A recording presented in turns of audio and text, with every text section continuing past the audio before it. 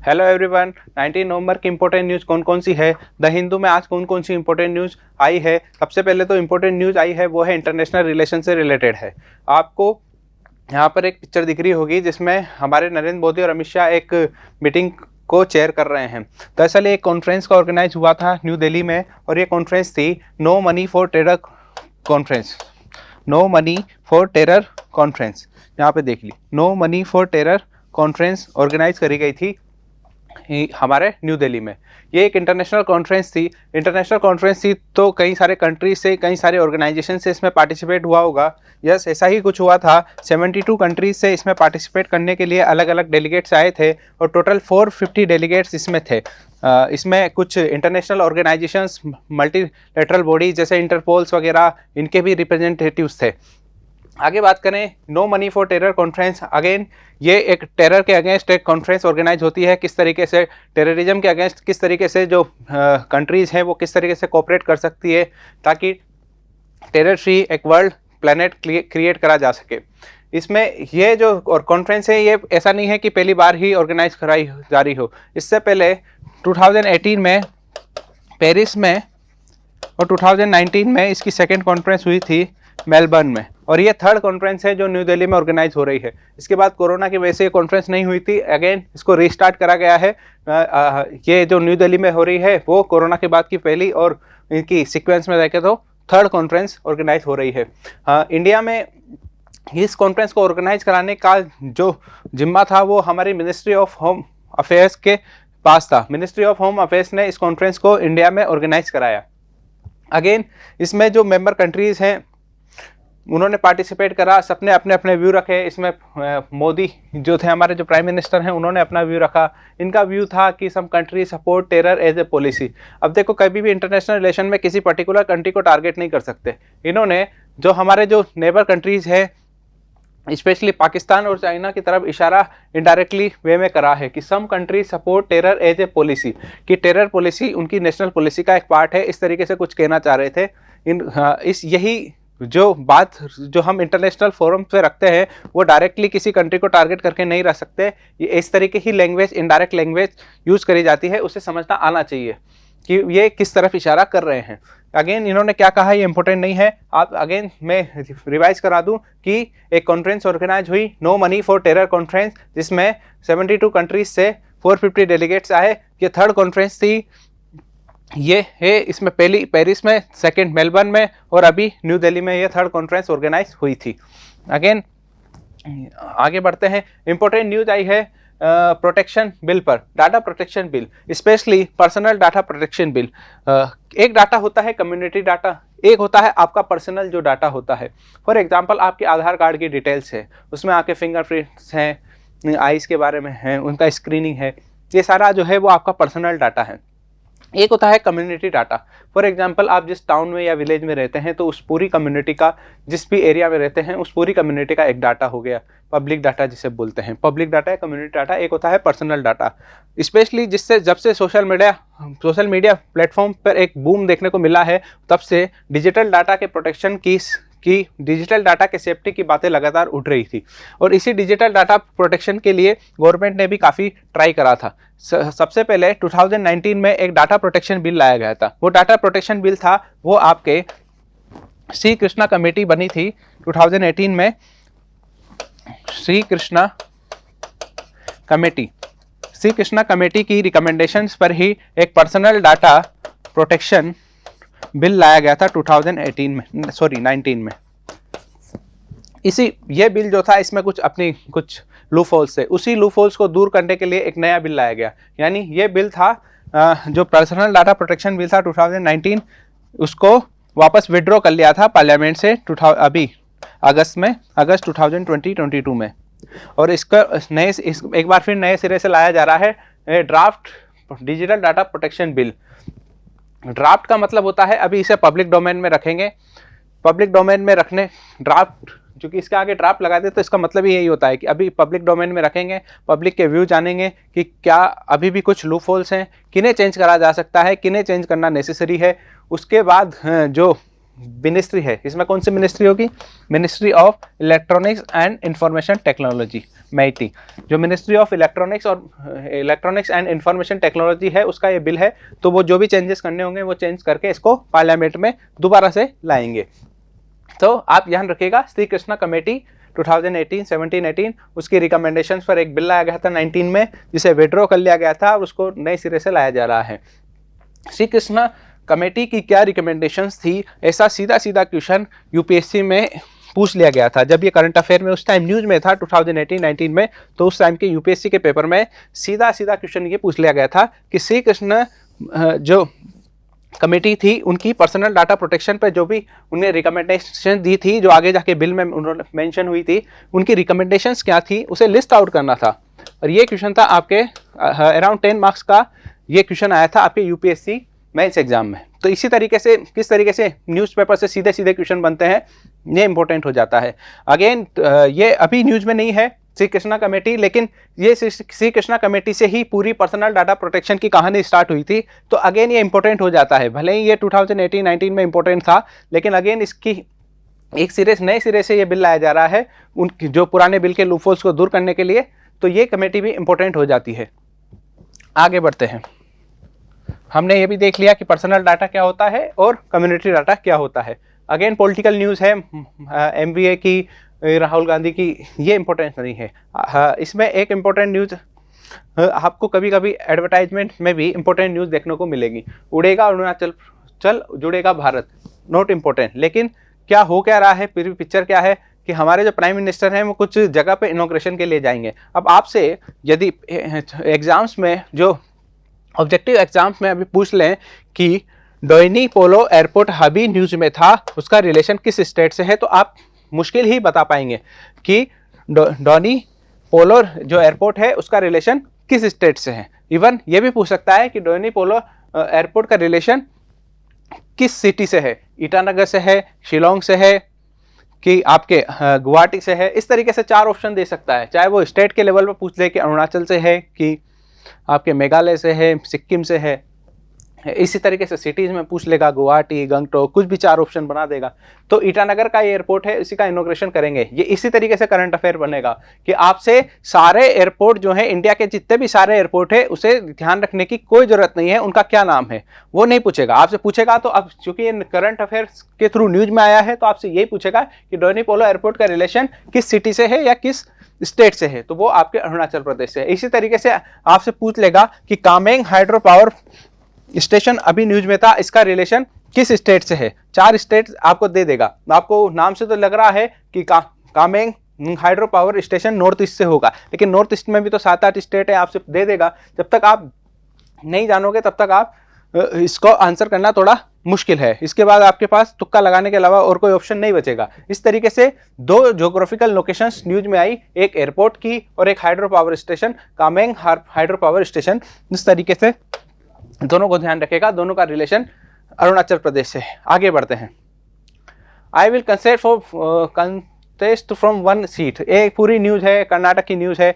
Important ये बात हो जाती है कि क्या आपको ये पता है कि कोई कैंडिडेट जो है वो किसी लोकसभा में या विधानसभा के जब इलेक्शन होते हैं तो उस समय वो एक से ज़्यादा सीट पर भी लड़ सकता है। ऐसा हमारे जो आरपीए है, representation of peoples act, R P A जो है 1951 का, उसमें ऐसी बातें लिखी गई है कि एक कैंडिडेट जो है वो एक से ज़्यादा सीट्स पर भी इलेक्शन लड़ सकता है। अब 2-3 बातें आपको समझनी होगी। फॉर एग्जाम्पल, यदि कोई कैंडिडेट एक से ज़्यादा सीट्स पर इलेक्शंस लड़ा और वो एक सीट पर जीत गया, एक सीट पर हार गया, तो जिस सीट पर वो जीता उससे उसका रिप्रेजेंटेशन शो हो जाएगा। लेकिन यदि वो दोनों सीट्स पर जीत जाता है तो फिर ऐसी कंडीशंस में क्या होगा, यदि वो दोनों सीट पर जीत जाता है तो उसे एक सीट छोड़नी पड़ती है। यदि कोई एक सीट वो नहीं छोड़ता है तो उसमें कुछ रूल्स हैं। फॉर एग्जाम्पल, यदि उसने एक लोकसभा की सीट जीती और एक विधानसभा की सीट जीती, यदि वो अपने खुद नहीं बताएगा कि उसको विधानसभा में रहना है या लोकसभा में, तो अपने आप उसकी विधानसभा की सीट छूट जाती है। इसी तरीके से वो यदि 2 विधानसभा से एक साथ लड़ा, 2 विधानसभा कॉन्स्टिट्यूएंसी से एक साथ लड़ा, तो उसमें से उसने को कौन सी सीट रखनी है, यदि वो नहीं बताता है तो फिर उस पर एक्शन लेती है इलेक्शन। इस तरीके से वो पूरे रूल्स है। अगेन आप खुद एनालाइज कर पाएंगे कि एक ही कैंडिडेट यदि 2 सीट से इलेक्शन लड़ रहा है, यदि वो दोनों सीट से इलेक्शन जीत गया तो उसे बाद में एक सीट छोड़नी पड़ती है। जब एक सीट छोड़ता है तो फिर इसी के बाद कहानी आती है आपके बाईपोल्स की। यहीं से इलेक्शन होता है, बाई इलेक्शंस या बाईपोल्स की कहानी।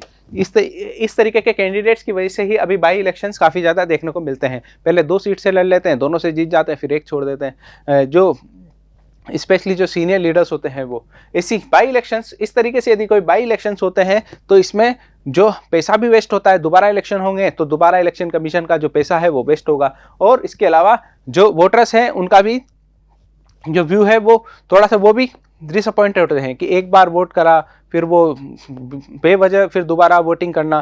तो इन्हीं रीजन्स की वजह से हमारा फिर वोटर्स का जो है वो मूड भी चेंज होता है, वोटिंग शेयर डाउन होता है। ये सारे इसके साथ इश्यू जुड़ते हैं कि मोर देन 1 सीट के साथ इलेक्शन लड़ने के साथ क्या क्या इश्यूज़ हैं, चाहे वो पैसा खर्च करने की बात हो या वोटर्स के डिसअपॉइंटमेंट की बात हो, ये सारी बातें हैं। आगे बढ़ते हैं।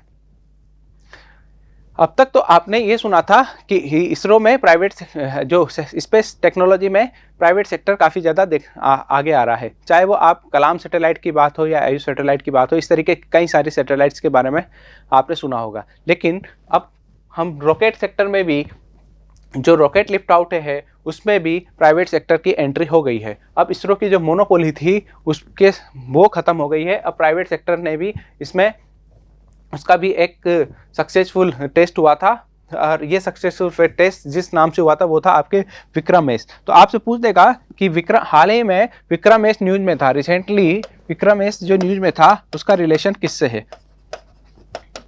मैं आपको 4 ऑप्शन देता हूँ कि विक्रम-एस जो है वो हमारी सबमरीन है, कि ये आपकी सैटेलाइट है, कि आपकी ये रॉकेट लॉन्च है। इसके अलावा आपसे पूछेगा कि क्या ये एयरक्राफ्ट है। चारों बहुत क्लोज रिलेशन है विक्रम, क्योंकि विक्रांत नाम से, विक्रमादित्य नाम से हमारी सबमरीन्स भी हैं, तो उसी से जुड़ भी रहा है ये विक्रम। तो आपको लगेगा सबमरीन हो सकती है। कि अब आपको ये तो पता है कि ये जो है विक्रम, इसका रिलेशन स्पेस टेक्नोलॉजी से है, तो आपको ये भी, इसमें आप कंफ्यूज हो सकते हैं कि ये सैटेलाइट है कि रॉकेट है।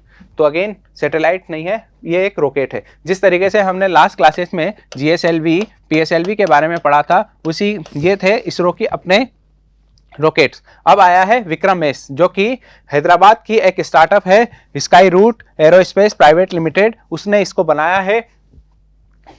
और इसमें बात करें तो जिस तरीके से GSLV में एक 3 स्टेज एक लॉन्चिंग व्हीकल होता था, PSLV में 4 स्टेज का लॉन्चिंग व्हीकल होता था, उस तरीके से विक्रम-एस की बात करें तो विक्रम-एस जो है वो सिंगल स्टेज है, यानी ये केवल एक स्टेज का है। GSLV PSLV की तरह कई सारे सब स्टेज में डिवाइड नहीं है, ये केवल सिंगल स्टेज लॉन्चिंग व्हीकल है। और इसमें जो फ्यूल है वो भी आपके सॉलिड फ्यूल है। हमने GSLV और PSLV में देखा था कि किस तरीके से PSLV में सेकंड स्टेज में जाके और GSLV में भी सेकंड स्टेज में जाके लिक्विड फ्यूल यूज़ करा जा सकता था। तो विक्रम-एस पहले तो ये ध्यान रखेगा, न तो सैटेलाइट है, न सबमरीन है, न एयरक्राफ्ट है, ये एक रॉकेट लॉन्चिंग व्हीकल है, वो भी प्राइवेट रॉकेट लॉन्चिंग व्हीकल। और ये सिंगल स्टेज लॉन्चिंग व्हीकल है जिसमें जो फ्यूल यूज करा गया है वो आपके सॉलिड एस है। इस तरीके से विक्रम-एस के बारे में जो इंपॉर्टेंट न्यूज़ थी वो हमने देखी। एक बम्बू आपको एक फोटो न्यूज़ में दिख रहा है। आपसे यदि इस तरीके से ही छोटे छोटे क्वेश्चंस बनते हैं, मेलोकना बेसिफेरा हाल ही में न्यूज में था, आपसे मैं इस तरीके ही नाम दे दूं, मेलोकना बेसिफेरा रिलेशन, मेलोकना फेरिफेरा रिसेंटली न्यूज में था। ये है क्या, आपसे 4 ऑप्शन दे देगा, ये है क्या, क्या ये कोई स्पीशीज है, वाइल्ड लाइफ स्पीशीज है, ये आपके कोई वाइल्ड लाइफ एनिमल का साइंटिफिक नेम है। तो आप ये ध्यान रखिएगा कि जो ये मेलोकना जो बेसिफेरा है वो आपके ट्रॉपिकल बम्बू स्पीशीज है। मेलोकना बेसिफेरा का रिलेशन आपके, ये एक ट्रॉपिकल बैम्बू स्पीशीज है, ठीक है, ट्रॉपिकल बैम्बू स्पीशीज मेलोकना बेरिफेरा। और ट्रॉपिकल बैम्बू स्पीशीज में भी ये फ्रूट स्पीशीज है, फ्रूट ऑफ मेलोकना बेरिफेरा। तो केवल एक सिंगल बात ध्यान रखेगा कि आपसे पूछ देगा मेलोकना बेरिफेरा रिसेंटली न्यूज में था, ये एक्चुअल में इसका रिलेशन किससे है या ये क्या है। तो ये एक ट्रॉपिकल बम्बू स्पीशीज है। आगे बढ़ते हैं। गवर्नर की और स्टेट गवर्नमेंट के बीच की कंट्रोवर्सी काफ़ी टाइम से हम देख रहे हैं, स्पेशली केरला में जो केरला के जो हाई एजुकेशन मिनिस्टर और केरला के जो गवर्नर थे आरिफ मोहम्मद, उनके बीच में जो कंट्रोवर्सी हुई थी उसके बाद से। इसमें कुछ आर्टिकल्स का जिक्र करा गया है इस एडिटोरियल में। फॉर एग्जाम्पल आर्टिकल 163 ऑलरेडी बता चुके हैं, इसके अलावा आपको आर्टिकल 164 भी बता चुके हैं। अगेन रिवाइज करा दें, आर्टिकल 163 इसी तरीके से पूरा आर्टिकल में इनका पर्सनल व्यू है, जो ये मिस्टर है इनका पर्सनल व्यू है। हमारे लिए जो काम की कॉन्स्टिट्यूशनल चीज़ें हैं वो क्या क्या हैं हम वो देख लेते हैं। आर्टिकल 163, आर्टिकल 164 का जिक्र मैंने उसमें आपको ये भी बताया था कि आपके लिए इंपॉर्टेंट यही है 163, 164। इन्होंने आर्टिकल लिखा, इन्होंने भी यही बातें मेंशन करी गई है। अब जो भी बात कर रहे हैं ये गवर्नर के अगेंस्ट जो भी बात कर रहे हैं ये इनका पर्सनल व्यू है, हमें कॉन्स्टिट्यूशन में क्या लिखा हुआ है वो जानना जरूरी है। आर्टिकल 163, गवर्नर जो भी काम करेगा उसकी जो भी एग्जीक्यूटिव पावर्स होगी वो इंडिविजुअल नहीं होगी, वो काउंसिल ऑफ मिनिस्टर की ऑन एडवाइस पर काम करेगा और उस काउंसिल ऑफ मिनिस्टर का एक हेड होगा जो वहाँ का चीफ मिनिस्टर होगा। आर्टिकल 164, आर्टिकल 164 बोलता है कि जो चीफ मिनिस्टर होता है उसका अपॉइंटमेंट का जो पावर होता है वो आपके गवर्नर के पास होता है, जबकि काउंसिल ऑफ मिनिस्टर को अपॉइंट करने का पावर भी गवर्नर के पास होता है, लेकिन वो इंडिविजुअल पावर नहीं होता जिस तरीके से सीएम का अपॉइंटमेंट होता है।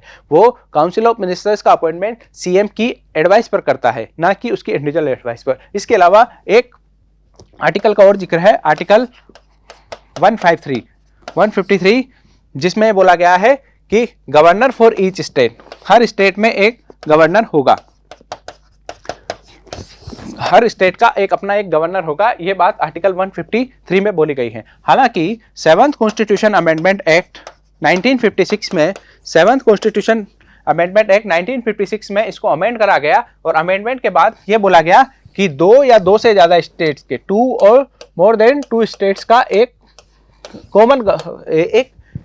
कॉमन गवर्नर भी हो सकता है। आर्टिकल 153 ओरिजिनल जो कॉन्स्टिट्यूशन था उसमें तो ये कहा गया था कि हर स्टेट में एक गवर्नर होगा, लेकिन फिर छोटे छोटे स्टेट्स बनने लगे, कई बार गवर्नर्स का अपॉइंटमेंट टाइम पर नहीं हो पाता था और चूंकि ये कॉन्स्टिट्यूशनल पोस्ट है इसको खाली भी नहीं छोड़ सकते, तो ऐसी कंडीशन में कई बार फॉर एग्जाम्पल गोवा है तो उसका छोटा सा स्टेट है तो उसका जो कई बार वहाँ का अपॉइंटमेंट नहीं हो पाता, तो जो उसके जो नियर बाई स्टेट है महाराष्ट्र, तो जो महाराष्ट्र का गवर्नर होता है उसे गोवा का भी एक्स्ट्रा चार्ज दे देते हैं। इस तरीके से ये सारी बातें 7th कॉन्स्टिट्यूशन अमेंडमेंट एक्ट के बाद लिखी गई। 7th कॉन्स्टिट्यूशन अमेंडमेंट एक्ट 1956 में आर्टिकल 153 को करेक्ट करा गया, तो इसमें करेक्शन करा गया और ये लिखा गया कि ईच स्टेट की जगह ये बोला गया कि 2 या 2 से ज़्यादा स्टेट्स या यूनियन टेरिटरीज जहाँ पर गवर्नर लेफ्टिनेंट गवर्नर का अपॉइंटमेंट होता है वहाँ पर आपके एक कॉमन गवर्नर भी हो सकता है। जरूरी नहीं है कि हर स्टेट पर एक गवर्नर को बिठाया जाए। आगे बढ़ते हैं। इस तरीके से 153, 163, 154 ये पूरे आर्टिकल्स हमने देखे। ग्राउंड जीरो सैटरडे को इसमें आता है, दिल्ली स्पेसिफिक है, दिल्ली की स्पेसिफिक बातें करी गई है। आगे बढ़ते हैं। अगेन वही no money for terror conference, personal data, इसी पेज को आगे कंटिन्यू करा गया है, इंपॉर्टेंट नहीं है। अभी एक काशी तमिल मीट हो रहा है वाराणसी में, इसको ध्यान रखेगा। इसमें भी चूंकि प्राइम मिनिस्टर जा रहे हैं तो इम्पोर्टेंट हो जाता है। हाल ही में आपसे पूछेगा कि वाराणसी में एक कल्चरल मीटिंग ऑर्गेनाइज हुई थी, वो किस कम्युनिटी से रिलेटेड थी? क्या वो तेलुगु कम्युनिटी से रिलेटेड थी, कि वो आपकी तमिल कम्युनिटी से थी, क्या आपकी कन्नड़ कम्युनिटी से थी, कि आपके जो मलयालम कम्युनिटी है वो कौन सी कम्युनिटी थी, क्या मराठा कम्युनिटी से थी? तो काशी में जो अभी जो एक कल्चरल मीटिंग ऑर्गेनाइज हो रही है, एक संगम ऑर्गेनाइज हो रहा है, वो उसको नाम दिया गया है काशी तमिल संगम। तो आप ध्यान रखिएगा, काशी का तो आप जानते हैं वाराणसी, लेकिन आपसे पूछ लेगा अभी यहाँ पर वाराणसी या काशी में एक संगम ऑर्गेनाइज हुआ था, उसका रिलेशन किस कम्युनिटी से है? तमिल, तेलुगु, आपके मराठा, ये सारी बातें आप ध्यान रखिएगा कि इसका रिलेशन तमिल कम्युनिटी से था। आगे बढ़ते हैं। अभी आपसे यदि एक क्वेश्चन ये पूछ देगा कि हाल ही में यूएन में काउंटर टेररिज्म के अगेंस्ट जो इंडिया और रशिया ने एग्री करे हैं कि डीप कोऑपरेशन देखने को मिलेंगे। आपको भी पता है कि यूनाइटेड नेशन सिक्योरिटी काउंसिल हमने कई बार डिस्कस करा, जिसमें अभी इंडिया भी मेंबर है और रशिया भी मेंबर है। तो इसमें काउंटर टेररिज्म के अगेंस्ट कोऑपरेशन की बात करी गई है कि चूंकि हम दोनों ही यूएन सिक्योरिटी काउंसिल के भी मेंबर्स हैं, तो वहाँ पर हम अपने जो कोऑपरेशंस हैं स्पेशली काउंटर टेररिज्म से रिलेटेड, उस पर जो कोऑपरेशन है उसे और ज़्यादा डीप करेंगे। ऐसा इंडिया रशिया के बीच में अभी बात हुई है। तो आपसे पूछ देगा कि यूनाइटेड नेशंस में हाल ही में किस कंट्री के साथ हमारे काउंटर टेररिज्म रिलेशंस को डीप करने के या डीप कोऑपरेशन को लेकर बात हुई है, या enhance bilateral coordination specially in the sector of counter terrorism, तो उसका रिलेशन आपके रशिया से है। इस तरीके से कंट्री स्पेसिफिक नाम भी आपसे पूछ देगा यदि बेसिक करंट अफेयर के क्वेश्चन पूछता है तो। नॉर्थ कोरिया की intercontinental ballistic missile ICBM intercontinental ballistic missile कोई इन्होंने कुछ टेस्ट करा है, इंपॉर्टेंट नहीं है, उसका रिलेशन सीधे सीधे इंडिया से जुड़ता है, नहीं जुड़ता है तो वो इंपॉर्टेंट नहीं हो जाता है। अगेन जमाल खशोगी मर्डर जो है वो सऊदी अरेबिया ने ये मर्डर करवाया था, इसके बाद से ही USA और सऊदी अरेबिया के रिलेशंस भी बिगड़े थे। बहुत पुराना मैटर है, लगातार अब वापस से न्यूज़ में आया है। अगेन इंपॉर्टेंट नहीं है क्योंकि इंडिया का रिलेशन नहीं जुड़ता है, और ये मैटर भी पुराना है, 2018-19 का मैटर है जब जमाल खशोगी एक जर्नलिस्ट है उनका मर्डर करवाया था। हमारे लिए geography, international relation, international issues में भी जो जोग्राफिकल लोकेशंस होती है वो सबसे ज़्यादा इंपॉर्टेंट न्यूज़ होती है, और जोग्राफिकल जो समिट्स होती है। फॉर एग्जांपल आज ही हमने no money for terror conference देखा, जो इंटरनेशनल समिट्स वो इंपॉर्टेंट है। अब जोग्राफिकल जो लोकेशंस न्यूज़ में आती है वो इंपॉर्टेंट होती है, जैसे नॉर्थ स्ट्रीम में आपको ऑलरेडी बता चुका हूँ कि जब से बाल्टिक सी में जो भी पाइपलाइंस थी उसमें जो भी ब्लास्ट वगैरह हुए थे, एक्सप्लोजिव्स हुए थे, उसके बाद से ही नॉर्थ स्ट्रीम 1 और नॉर्थ स्ट्रीम 2 न्यूज़ में थी। तो मैं आपसे पूछूँ नॉर्थ स्ट्रीम 1 और नॉर्थ स्ट्रीम 2 है क्या? तो नॉर्थ स्ट्रीम 1 और नॉर्थ स्ट्रीम 2 जो है वो पाइपलाइन से, कि किस तरीके से रशिया से वेस्टर्न यूरोप में जो भी नेचुरल गैस वगैरह हैं, जो क्रूड ऑयल है, इनकी सप्लाई से रिलेटेड ये एक पाइपलाइन है नॉर्थ स्ट्रीम 1 नॉर्थ स्ट्रीम 2। और इसी नॉर्थ स्ट्रीम में अभी जो बाल्टिक सी से होकर जाती थी वहाँ पर थोड़ा बहुत ब्लास्ट वगैरह एक्सप्लोज हुए थे, उसके बाद से ही ये लगातार न्यूज़ में है। तो आपसे पूछ दे कि नॉर्थ स्ट्रीम क्या है, नॉर्थ स्ट्रीम 1 क्या है, नॉर्थ स्ट्रीम 2 क्या है, तो वो पाइपलाइन है जहाँ से रशिया से वेस्टर्न यूरोप यानी जर्मनी, UK, फ्रांस, यहाँ पर जो नेचुरल गैस होती थी उसकी LPGs होती थी, उनकी सप्लाई होती थी। और इसके बाद से ही जब से ये ब्लास्ट हुआ तो सप्लाई इफेक्ट करी, वहाँ पर प्राइजेस बढ़े, स्पेशली जो क्रूड ऑयल से वहाँ के जो नेचुरल गैस थी उसके प्राइजेस बढ़े, LPGs के प्राइस बढ़े। ये सारी बातें हम ऑलरेडी डिस्कस कर चुके थे। अगेन इजराइल की स्पेसिफिक न्यूज़ है, वहाँ की इंपॉर्टेंट नहीं है। जेट एयरवेज की स्टाफ की सैलरी क्या रहे, क्या थी, क्या चेंजेस है, नॉट इम्पोर्टेंट नहीं है। इकोनॉमी हमारी 60% के आसपास रहेगी। रोज़ कोई ना कोई किसी न किसी, कभी क्रेडिट रेटिंग एजेंसी बोलती है, कभी RBI बोलती है, कभी वर्ल्ड बैंक बोलता है, कभी IMF बोलता है इतना रहेगा, उतना रहेगा, इतना रहेगा, उतना रहेगा। हमने पहले भी बात करी थी कि बजट आ जाए, बजट में हम प्रीवियस ईयर की भी देखते हैं, करंट ईयर की भी देखते हैं, और आने वाले ईयर का एस्टिमेट भी देखते हैं। वो इंपॉर्टेंट होता है क्योंकि वो गवर्नमेंट का डाटा होता है। लास्ट इंपॉर्टेंट न्यूज़ है वो है आपकी AIIB। ये AIIB है क्या? तो एशिया इंफ्रास्ट्रक्चर इन्वेस्टमेंट बैंक, ये सबसे ज़्यादा इंपॉर्टेंट है। आप UPSC का 2019 का पेपर उठा के देखिएगा प्रीलिम्स का, उसमें एशिया इंफ्रास्ट्रक्चर इन्वेस्टमेंट बैंक पर एक क्वेश्चन पूछा गया था सीधे सीधे, ऐसी, क्योंकि उस टाइम में भी ये न्यूज़ में था। और ये ऐसी चीज़ें हैं जो लगातार न्यूज़ में रहती हैं क्योंकि इनकी मीटिंग्स ऑर्गेनाइज होती रहती है वो सब। अब फाइनेंस मिनिस्टर है निर्मला सीतारमण, इन्होंने कुछ कहा है, बूस्ट इन्वेस्टमेंट इन smart technology Asia infrastructure investment bank के प्लेटफॉर्म पर। तो इससे ज़्यादा इंपॉर्टेंट यह है कि आखिर ये है क्या। तो 2015 में एशिया इंफ्रास्ट्रक्चर इन्वेस्टमेंट बैंक जो है वो फॉर्म हुआ था, और 2016 से इसने ऑपरेशन अपना स्टार्ट कर दिया गया था। जब ये बना था तो इसमें लगभग 57 फाउंडिंग मेंबर्स थे इंक्लूडिंग इंडिया। अभी इसमें मोर देन 100 मेंबर्स हैं, 100 से ज़्यादा इसके मेंबर्स हैं। और इसका अपना एक हेडक्वार्टर है, वो हेडक्वार्टर है आपका बीजिंग में। एशिया इंफ्रास्ट्रक्चर इन्वेस्टमेंट बैंक क्या केवल एशियन कंट्रीज ही इसके मेंबर्स हो सकते हैं? तो ऐसा नहीं है। एशिया और एशिया के बाहर कंट्रीज इसके मेंबर्स होंगे। आप नंबर ऑफ कंट्रीज देख रहे होंगे 100 के प्लस है, तो आप खुद समझ गए होंगे कि ऑब्वियसली बात है कि एशिया के बाहर के भी कंट्रीज होंगे, तभी तो 100 के प्लस इसके मेंबर्स हुए होंगे। तो इसके जो मेंबर्स होते हैं, एक होते हैं एशिया से, जिन्हें बोला जाता है रीजनल मेंबर्स, और जो एशिया के जो बाहर के मेंबर्स होते हैं उन्हें बोला जाता है non regional member. Again important, तो ये बन जाता है क्या इंडिया इसका मेंबर है? हाँ जी, इंडिया इसका मेंबर है। न केवल मेंबर्स है बल्कि दूसरा सबसे बड़ा शेयर होल्डर्स भी है। बैंक है तो बैंक में सब कंट्रीज के हैं अपने अपने शेयर हैं। सबसे ज़्यादा शेयर हैं वो हैं आपके चाइना के, मोर देन 26%, लगभग 26% के आसपास इसके चाइना के शेयर है। उसके बाद सबसे ज़्यादा शेयर हैं आपके इंडिया के, अराउंड 7.5%, 7%, 7.5% के आसपास इंडिया के शेयर हैं। तो यूपीएससी में यही पूछा था क्या इंडिया सबसे बड़ा शेयर होल्डर है, तो वो स्टेटमेंट गलत हो गया था कि चाइना सबसे बड़ा शेयर होल्डर है, India second largest share holder है। इसके बाद रशिया के, फिर जर्मनी के। इसका मेंबर कौन बन सकता है? वो सारे कंट्री जो वर्ल्ड बैंक के मेंबर हैं या फिर एशियन डेवलपमेंट बैंक के मेंबर्स हैं।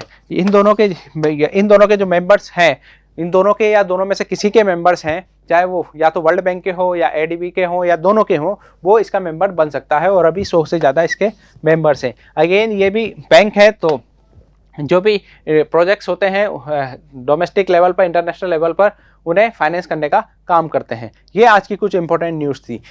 स्पेशली आज का जो न्यूज़पेपर था वो इंटरनेशनल इश्यूज से जुड़ा हुआ था, चाहे वो इंटरनेशनल ऑर्गेनाइजेशंस हो, Asian infrastructure investment bank, no money for terror हो, ये सारी बातें कॉन्फ्रेंस में देखी। इंटरनेशनल समिट्स की हमने बात करी। इसके अलावा जोग्राफिकल लोकेशन में नॉर्थ स्ट्रीम के बारे में हमने देखा कि नॉर्थ स्ट्रीम है क्या।